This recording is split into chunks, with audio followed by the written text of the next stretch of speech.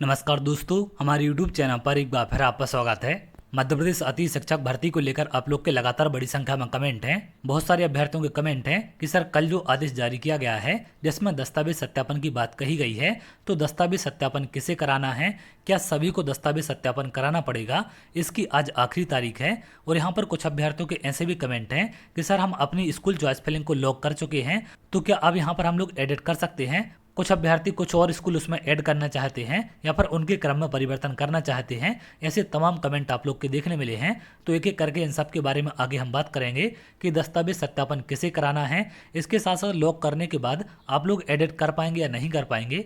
सबसे पहले अगर हम बात करें आदेश के बारे में, तो आदेश यहाँ पर जो आपका कल जारी किया गया है, इसमें यहाँ पर कहा गया है अतिथि शिक्षकों के जीएफएमएस पोर्टल पर ऑनलाइन दस्तावेज सत्यापन विषयक। तो इनके जीएफएमएस पोर्टल पर ऑनलाइन दस्तावेज सत्यापन किए जाने हैं। अब किन लोगों के यहाँ पर दस्तावेज सत्यापन होंगे, तो इसमें नीचे तमाम जानकारी आपको दी गई है। उपरोक्त विषयांतर्गत कतिपय अतिथि शिक्षकों द्वारा पंजीयन की प्रोफाइल को अनलॉक करने से उनके स्कोर कार्ड जनरेट नहीं हुए हैं। तो जिन भी अभ्यर्थियों ने अपनी प्रोफाइल को अनलॉक कर दिया है, अनलॉक करने से आप भी जानते हैं कि आपका स्कोर कार्ड गायब हो जाता है। इसके बारे में आपको डिटेल जानकारी दे चुका हूं कि अनलॉक करने का मतलब क्या होता है, अनलॉक करने से आपके साथ क्या हो सकता है या फिर क्या दिक्कतें आपको आ सकती हैं।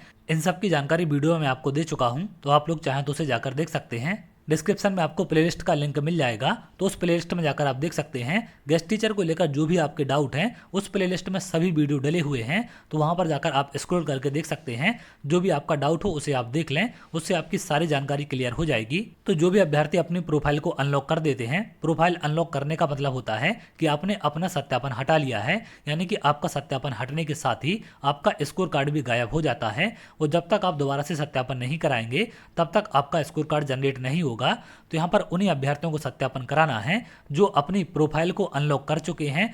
और जिन भी अभ्यर्थियों ने अपनी प्रोफाइल को अनलॉक नहीं किया है, आपका स्कोर कार्ड शो हो रहा होगा। आप चाहें तो स्कोर कार्ड पर जाकर देख सकते हैं। वहां पर आपका स्कोर कार्ड अगर आपको दिखाई दे रहा है, इसका मतलब आपकी प्रोफाइल का सत्यापन है। अगर आपका स्कोर कार्ड गायब हो चुका है, इसका मतलब आपने प्रोफाइल को अनलॉक कर दिया है, तो आपको यहाँ पर सत्यापन कराना पड़ेगा।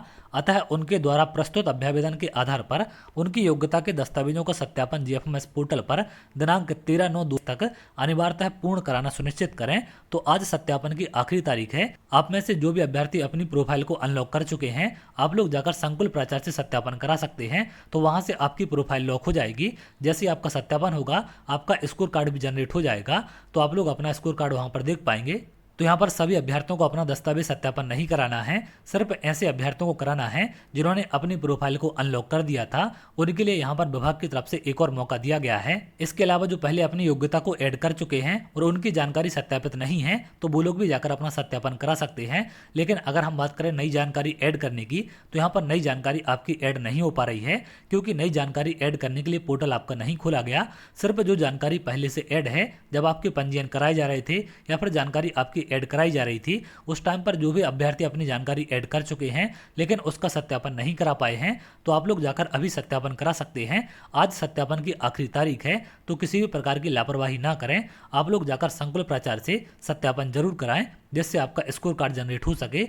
अगर आपका स्कोर कार्ड जनरेट नहीं होता है, तो आप लोग काउंसलिंग से बाहर हो जाएंगे, क्योंकि स्कोर कार्ड के अंकों के आधार पर ही आपकी मेरिट बनाई जाएगी और उसी के आधार पर गेस्ट टीचर में आपका चयन किया जाएगा।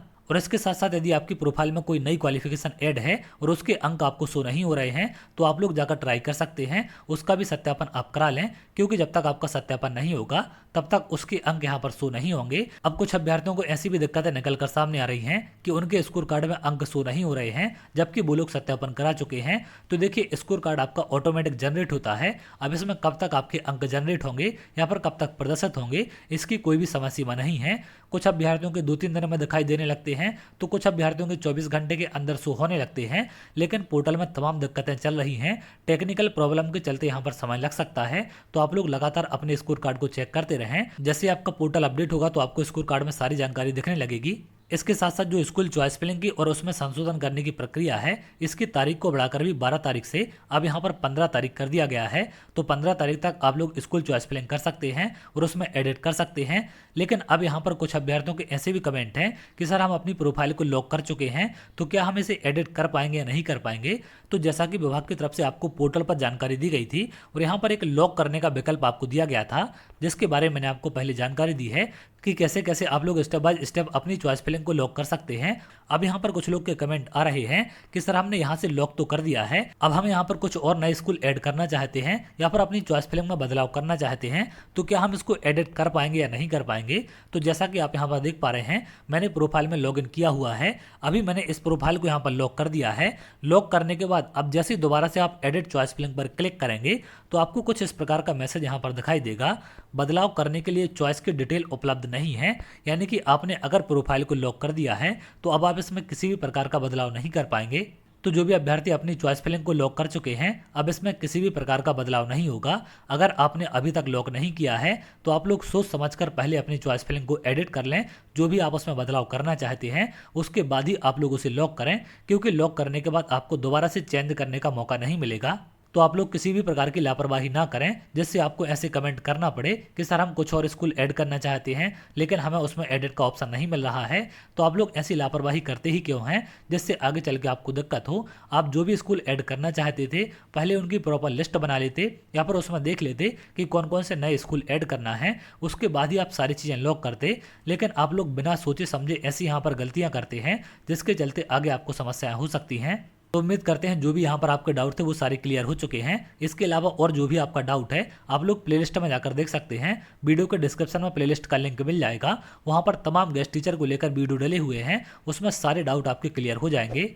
इसके साथ साथ आप लोग टेलीग्राम ग्रुप को भी ज्वाइन कर सकते हैं, उसका भी लिंक आपको डिस्क्रिप्शन में मिल जाएगा, जिससे सारी अपडेट आपको वहाँ पर मिल सके। तो चलिए आगे जो भी अपडेट होगी मैं आपको जरूर शेयर करूँगा। अगर आप ऐसी जानकारी चाहते हैं तो हमारे चैनल के साथ जुड़ सकते हैं, जिससे और भी इंपॉर्टेंट अपडेट आपको मिल सके।